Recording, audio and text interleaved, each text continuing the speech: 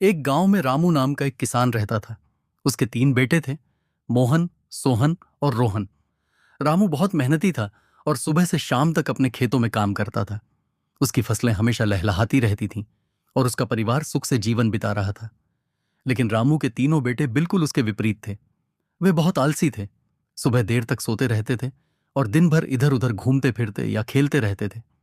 खेत के काम में उनका मन बिल्कुल नहीं लगता था। रामू उन्हें कई बार समझा चुका था, लेकिन उन पर कोई असर नहीं होता था। रामू को हमेशा अपने बेटों की चिंता लगी रहती थी। वह सोचता था कि उसके बाद उनका क्या होगा, वे कैसे अपना गुजारा करेंगे। एक दिन रामू बहुत बीमार पड़ गया। उसने अपने बेटों को बुलाया और कहा, बच्चों, मैंने अपनी सारी जिंदगी मेहनत करके इस खेत को सींचा है। इसमें मैंने एक खजाना छुपाया है। मेरी मृत्यु के बाद तुम इसे खोद कर निकाल लेना। कुछ दिनों बाद रामू की मृत्यु हो गई।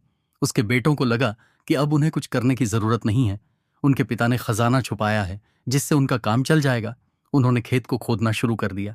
उन्होंने पूरा खेत छान मारा, लेकिन उन्हें कोई खजाना नहीं मिला। थक हार कर वे निराश बैठ गए।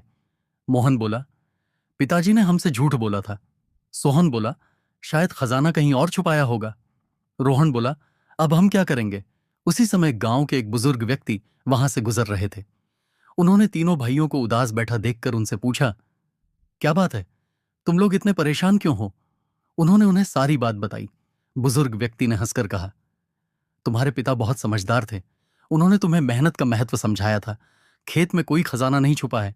असल खजाना तो तुम्हारी मेहनत है। तुम इस खेत में बीज बो और मेहनत से काम करो, तुम्हें अपने आप खजाना मिल जाएगा। तीनों भाइयों को बात समझ में आ गई। उन्होंने अगले दिन से ही खेत में काम करना शुरू कर दिया। उन्होंने बीज बोए, सिंचाई की और फसल की देखभाल की। उनकी मेहनत रंग लाई और कुछ ही महीनों में उनकी फसल लहलहा उठी।